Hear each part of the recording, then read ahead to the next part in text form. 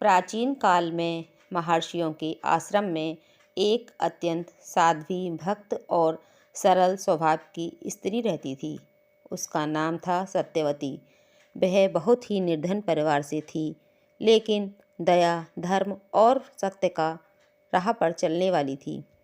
उसका पति बहुत परिश्रमी और शुभ कार्य करने वाला था, परंतु निरंतर आर्थिक कष्ट से ग्रस्त रहता था।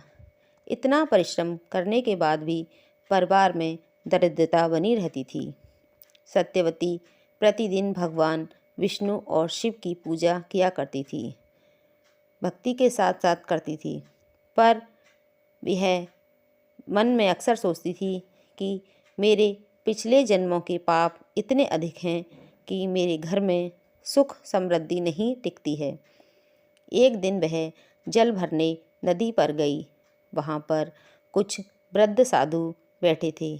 तेजस्वी और शांत दिव्य साधु ने उसे देखकर कहा, बेटी, तेरे चेहरे पर चिंता की लकीरें साफ दिख रही हैं। अपने मन की बात मुझसे कह सकती हो। सत्यवती ने विनम्रतापूर्वक साधु को प्रणाम कर कहा, गुरुदेव, मैं और मेरे पति कितना भी परिश्रम कर लें, पर घर में सुख समृद्धि नहीं आती, समस्याएं खत्म नहीं होती। कृपा कर कोई उपाय बताइए। साधु मुस्कुराए और बोले, बेटी, तुम्हारी समस्या का समाधान मार्गशीर्ष मास की अमावस्या है। इस तिथि को व्रत पितरों को जो तर्पण करता है, धन वृद्धि लाता है और दरिद्रता दूर करता है। जो इसके विधि पूर्वक व्रत और पितृ तर्पण करता है, उसके जीवन में अंधकार दूर हो जाता है। अमावस्या की शाम को समय दक्षिण पूर्व दिशा में अर्थात ईशान के दाईं ओर तिल का दीपक जलाएं। मंत्र ओम महालक्ष्मी नमः का 108 बार जप करें। सुबह काले तिल पानी में मिलाकर पितरों को तर्पण करें। यह विशेष अमावस्या पितृदोष व धन बाधा को दूर करने के लिए अत्यंत ही शक्तिशाली है। नौकरी व्यापार में रुका काम खुलता है। अचानक धन का आगमन होता है। शाम के समय खीर बनाकर माता लक्ष्मी और भगवान विष्णु को अर्पित करें। ओम श्री हा काम महालक्ष्मी नमः मंत्र का जाप करें। इससे घर में सुख शांति और धन का संचय बढ़ता है। कुबेर कोष की स्थापना रात 9 बजे एक पीली पोटली में 7 गोमती चक्र, एक तांबे का सिक्का, थोड़े चावल, हल्दी, सुपारी और इसे घर के एक उत्तरी कोने में रखें।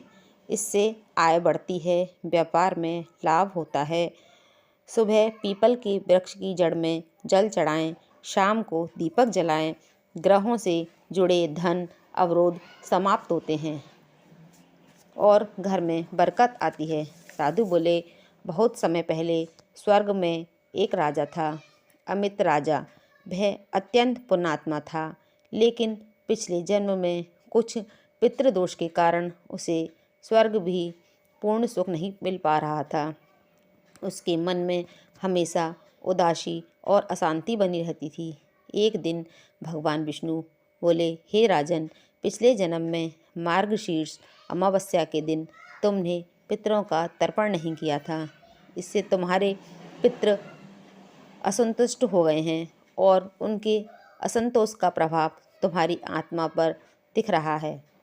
राजा अमितराज रो पड़े, प्रभु, अब उसका समाधान कैसे हो?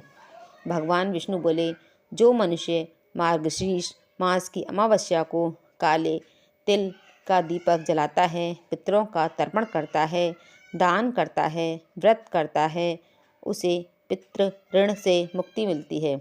उसके घर में अचानक धन धान्य, अन्न, लक्ष्मी और शांति निवास करती है।